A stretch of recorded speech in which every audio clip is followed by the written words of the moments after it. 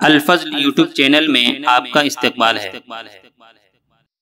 السلام علیکم ورحمۃ اللہ وبرکاتہ۔ سورہ آل عمران آیت نمبر 70۔ اعوذ باللہ من الشیطان الرجیم۔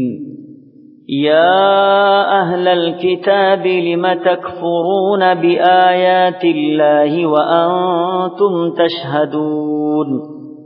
اے اہل کتاب، اللہ کی آیات کا کیوں انکار کرتے ہو حالانکہ تم خود ان کا مشاہدہ کر رہے ہو۔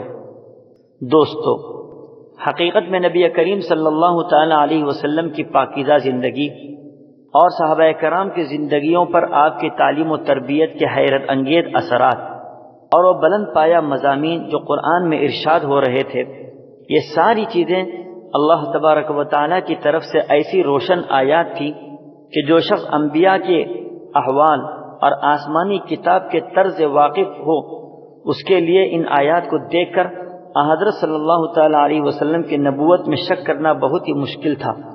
چنانچہ یہ واقعہ ہے کہ بہت سے اہل کتاب، خصوصاً ان کے اہل علم، یہ جان چکے تھے اور انہیں معلوم ہو چکا تھا وہی نبی برحق ہیں جن کی آمد کا وعدہ انبیاء سابقین نے کیا تھا، حتیٰ کہ کبھی کبھی زبردست طاقت سے مجبور ہو کر ان کی زبانیں آپ کی صداقت اور آپ کی پیش کردہ تعلیم کے برحق ہونے کا اعتراف تک کر گزرتی تھی۔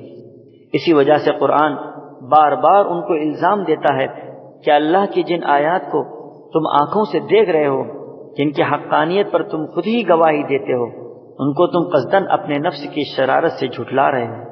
اس آیت میں ان کی یہ ذلیل حرکت یاد دلائی جا رہی ہے کہ تم سچائی کو جانتے ہوئے اور حق کو پہچانتے ہوئے بھی اللہ کی آیات سے منکر ہو رہے ہو۔